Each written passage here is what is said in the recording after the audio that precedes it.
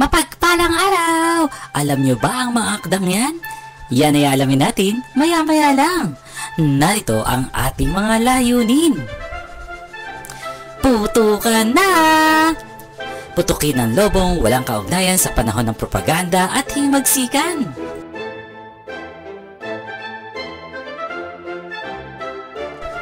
Sagot mo? Comment mo! Lagay mo lang dyan ang mga pinutok mong lobo sa comment section. Ngayon maglaro naman tayo ng pangkat yaman. Kung kanina ay balik-aral, ngayon naman ay alamin natin ipangkat sa tamang baol ang yaman ng ating lahi. Kung ito ay kay Gat Jose Rizal o kay Gat Andres Bonifacio. Kanino kaya nabibilang ang mga pahayagan, kagamitan, samahan na ito, maging ang aklat.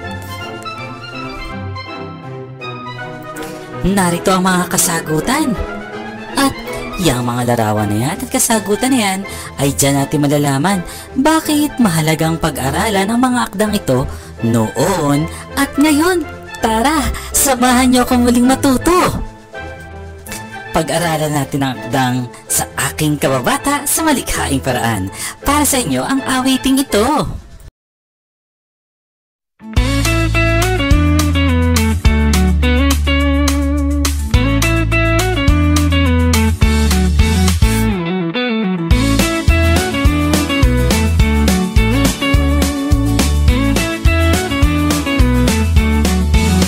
Itaas ang iyong noong aliwalas, muti ang kabataan sa iyong paglakad. Ang bigay ng Diyos sa taging liwanag ay pagitawin mo pag-asa ng bukas.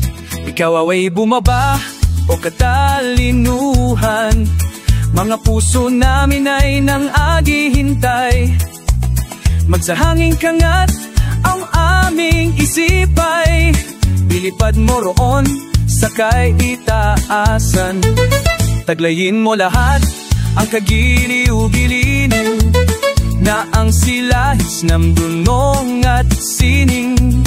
Kilos kabataan at iyong laguting ang gapos ng iyong diwa at damdaming.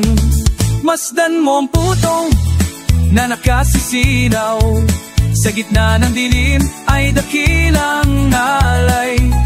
Ang putong na yaong ay dakilang alay sa nalulugaming iyong inang bayay.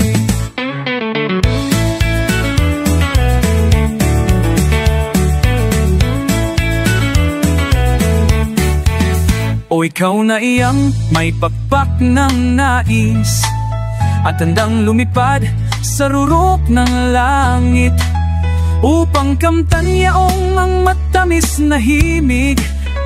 Doon sa Olimpo'y yamang nagsisikip. Ikaw na ang tinig ay lubhang mahirap, awit ni Filomel na sa dusay gamot. Lunas na mabisa sa dusat himutok ng kaluwang luksat talipin ang lungkot. Ikaw na ang diway nagbibigay buhay sa marmol na batong tigas ay suktulan, at ang alaalang wagas at dalisay sa iyo'y nagiging walang kamatayan. At ikaw o diwang mahal kay Apeles, sinino sa wika ni Bebong Marikit, o sa isang putol na lonang makitit, nagsalin ng kulay at ganda ng langit. Hayo na ngayong dito papat pagkalapin mo ang apoy ng iyong isip at talino. Ang magandang ay ihasik sa mundo at ipagbansada ng dangal ng tao. O dakilang araw ng tuwa at galak, magdiwang na ngayon sintang Pilipinas. Magpuri sa bayang sa'yo'y lumingap, umakay sa'yo sa magandang palad.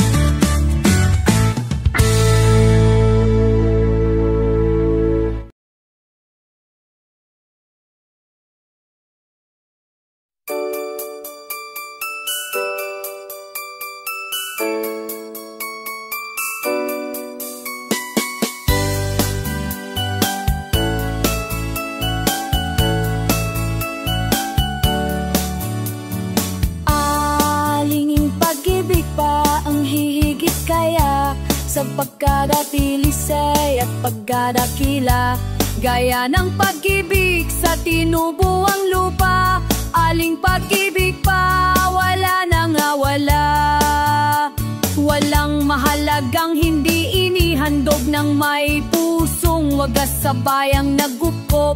Dugo'y yaman, dunong katiis at pagod, buhay may abuting magkalagot-lagot.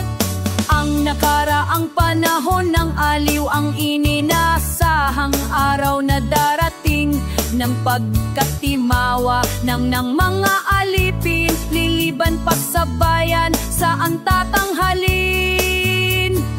Sa abang-abang mawalay sa bayan, gunita may laging sagbibi ng lumbay.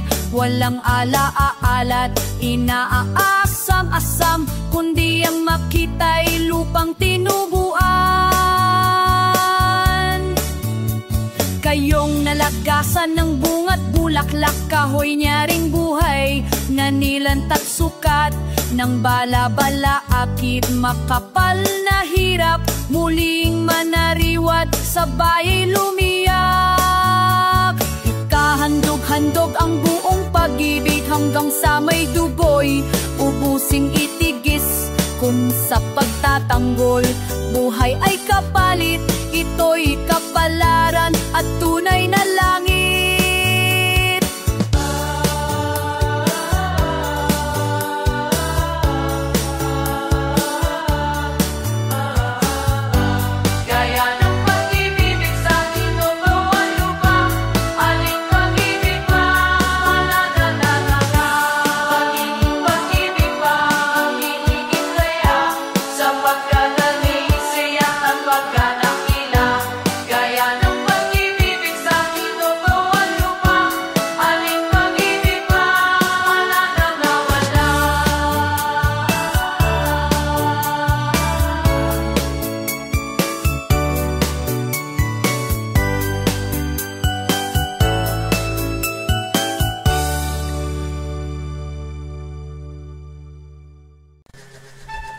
Alam nyo ba na ang mga akdang Sa Aking Kababata at Pag-ibig sa Tinubuang Lupa ay hindi basta mabubuo kung wala ang tula at ang mga elemento na to.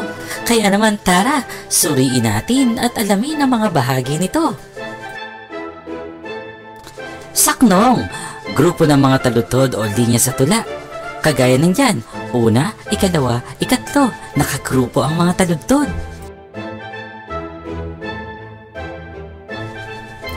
Taludtod, bawat linya sa isang tula.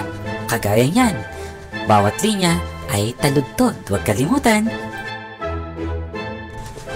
Sukat, ito ang bilang ng pantig sa bawat taludtod, kagaya ng nakikita nyo.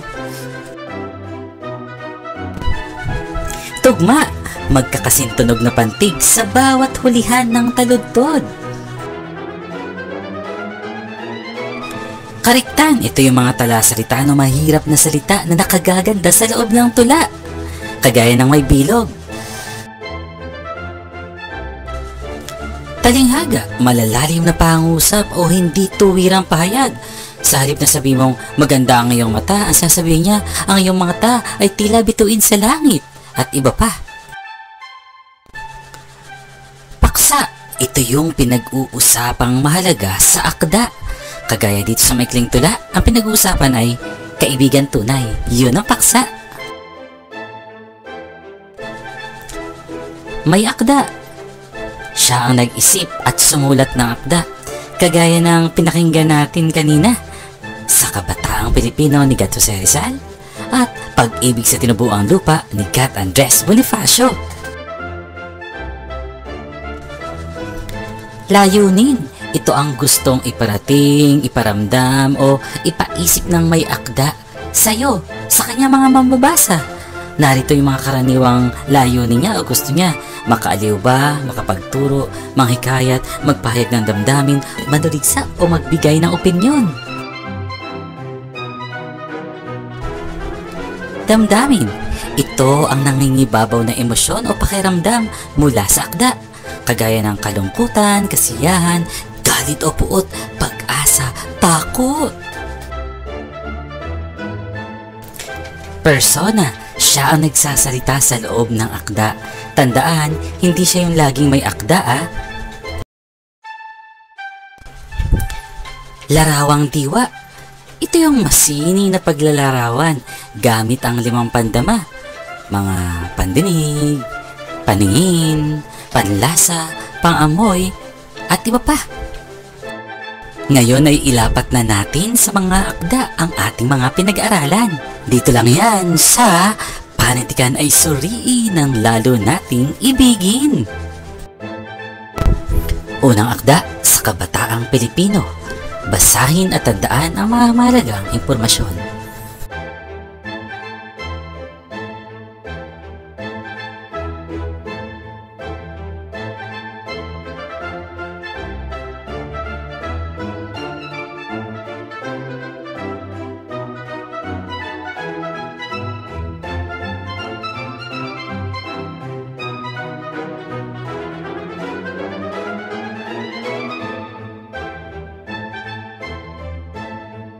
Ikalawang akda, narito ang Pag-ibig sa Tinubuang Lupa ni Cat Andres Bonifacio.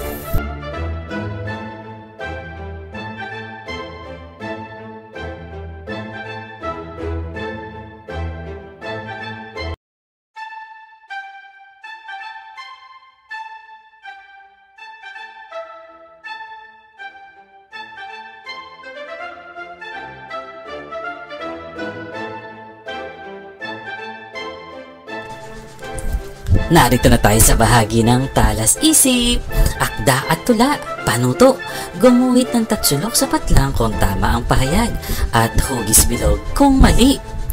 Unang bilang, kawalan ng pag-asa ang damdamin sa tula. Ikalawa, kabataan ang pag-asa ng ating bayan. Ikatlo, persona ang tawag sa may akda. Ikaapat, maging matapang sa pagharap sa pagsubok. Ikalima, walang ibang magmamahal sa ating bayan kundi ang Pilipino. Ngayon, nandito na tayo muli sa Sali-Ugnay. Salita'y pag-ugnayin ng makapaglahat ng ating aralin. Kabataan, panitikan, bayan, pag-asa, mahalin. Pag-isipan ng gusto ang inyong kasagutan sa inyong pag-uugnay. Narito ang aking halimbawang kasagutan. Mahalin natin ang panitikan na nagsisilbing tagapagpaalala sa bawat henerasyon na ang kabataan pa rin ang pag-asa ng ating bayan. Kaya't patuloy na mangarap, magsikap at kumilos upang patuloy tayong lumaya sa kahirapan at pang-aabuso. Hanggang sa muli, paalam!